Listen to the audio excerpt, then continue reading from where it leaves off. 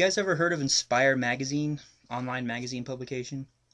Sounds like a women's issue magazine, like when to add highlights or what makeup to wear, what dress goes with what shoes, something like that. But no, it's actually an online magazine by Al Qaeda.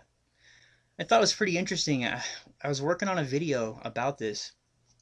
I was working on it last night. I was going through the magazine. I read the entire magazine from front to finish.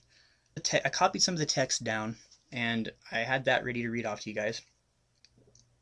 I'll do some screenshots. Obviously, I won't do the screenshots of the part where they show you how to make a bomb in your kitchen, which is really, it was like a third grader type bomb, like in case you were wondering. Like the bomb making part of it was pretty much how to fuck around like you do at the 4th of July when you're in the country at your fucking grandpa's house or some shit like that. Because it was like take apart matches and grind them down and then add sugar to them and put them in a pipe. But anyway, so yeah, they took the fucking thing down. It's down. So I was gonna make some screenshots for you guys, and I went there to do the screenshot part right before I was about to make this video, and it's gone. So I guess that's a good thing. What I wanted to do was I wanted to talk about some of the companies that were advertising with this magazine. The magazine was being hosted on this site called Scribd, S-C-R-I-B-D, yeah, it was on scribd.com. What was some of the companies that were advertising on there? Damn it, I wish I would have taken those screenshots, man. Because there was a bunch of companies, like American companies, that were just advertised. Their advertisements were all over this thing. And that was going to be my main focus for the video. I just remembered one of them, Jeep brand, Jeeps, trucks, whatever, J-E-E-P, Jeep. So yeah, they were paying to have their advertisements run on Al Qaeda magazine, because I guess that's the type of customer base that they want to build. You want to talk about this, the money goes here, if you smoke a joint, then that money goes to helping terrorist organizations.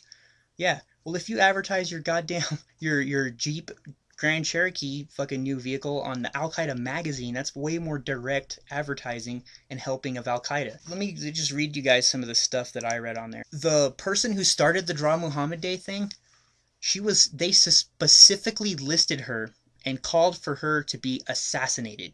For everyone to do whatever they could to assassinate this woman. What I mainly focused on, what I was going to read you guys off, was them talking about the Everybody Draw Muhammad Day thing.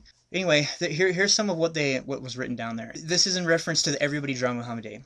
What the West is failing to realize is that these attacks are also serving as a mobilizing factor for the Muslims and are bringing more and more Muslims to the realization that jihad against the West is the only realistic solution for this problem, along with a host of other problems that cannot be cured without fighting in the path of Allah. And he goes on to say, there were some completely misguided efforts, such as those of some of the callers to Islam, who paid a visit to Denmark along with young Muslim boys and girls to start a dialogue in order to build bridges of understanding. It is not enough to have the intention of doing good. One must do good in the proper way. So what is the proper solution to this growing campaign of defamation? The medicine prescribed by the Messenger of Allah is the execution of those involved. The execution of those involved. That means draw a picture. They want to kill you. That's simple. He goes on to say, a soul that is so debased as to enjoy the ridicule of the Messenger of Allah, the mercy to mankind. A soul that is so ungrateful towards its Lord that it defames the prophet of the religion Allah has chosen for his creation, does not deserve life, does not deserve to breathe the air created by Allah, and enjoy a life provided for by Allah. Their proper abode is hellfire. Now when I read that, I'm just like, wow, that's interesting. So you made up a fucking fantasy figment in your head, a fucking fake fantasy figment that you decided is God, and now everyone who doesn't appreciate your fantasy that's in your fucking head deserves to die because they don't appreciate this fake motherfucker that you made up? How do you win? How do you go into a conversation with someone when their opinion is, if you don't agree with what they say, you should be dead, okay? How do you fucking negotiate with that? It makes no goddamn sense. It's like with Christians. I mean, at least with Christians, they just think that they think that if you don't agree with them, you should burn and be tortured forever in hellfire forever. But at least they think that should start after you're dead.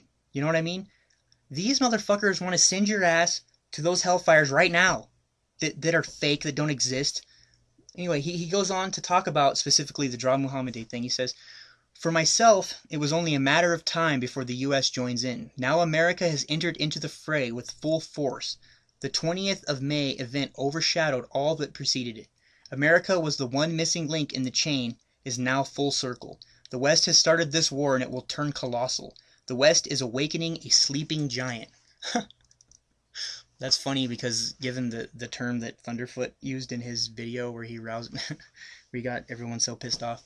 Anyway, he goes on to say, "We, by the will of Allah, will not back down from the defense of our beloved. We will fight for him. We will instigate. We will bomb. We will assassinate. And may our mothers be bereaved of us if we do not rise in defense, in his defense. It is the honor of the best of creation that is at stake, and it is not much to set the world on fire for his sake." A cartoonist out of Seattle, Washington named, I'm not even going to say her name, started the Everybody Draw Muhammad Day. This snowballed out from between her evil fingers. She should be taken as a prime target of assassination along with others who participated in her campaign. That's me, you, probably a bunch of other people that participated in that. This campaign is not a practice of freedom of speech. Oh, really? But is a nationwide mass movement of Americans joining their European counterparts in going out of their way to offend Muslims worldwide.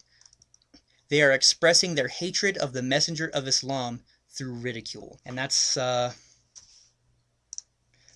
I got before they took the website down. So I don't know. You know what? I am for free speech. I have to make this concession that there is a limit. There has to be a limit for everything. And what's always been understood is the limit is when you actually call for people to get harmed. If you do that, then that's when you step over the bounds of free speech. If you draw a cartoon, obviously that's not stepping over the bounds of free speech. You can draw whatever cartoon you want, as long as it isn't a map leading to someone's house and telling the people to fucking kill the person that lives there. You can't do that. It's never been part of free speech. You know? And America is like one of the countries, you are the country that started the idea of having free speech. So yeah, Americans have this affinity for it. We enjoy our free speech. We like it. And we get pissed off when motherfuckers try to attack it and say that because they have some fucking fairy tale fruit bat religious belief that's unfounded, that comes from some fucking holy book, that we can't say our opinion, then we're going to rise up and we're going to say, fuck you. It's that simple. Fuck you. You know, that's our free speech right there. You know what? And if you want to say fuck you right back, then you can. Say it 100 times. Get on a camera. Say it over and over again until you're blue in the face. But then when I say, okay, well, you said fuck me, well, I'm going to kill you. That's when it crosses the line. Constantly in that publication, it kept making all of these goddamn comparisons, or it kept making, I can't remember what the phrase was. I should have copied it, but it said something along the lines of, if your free speech extends to harming our prophet or harming the name of our prophet, then our right to react extends to us killing or harming you. That's the wisdom of Islam. That's the thinking of Islam. You know what? Everyone's going to accuse me of blanket talking about Muslims in one light. I'm sure there's lots of peaceful Muslims. I understand that. But this is the flagship of Muslimness. These things that get out.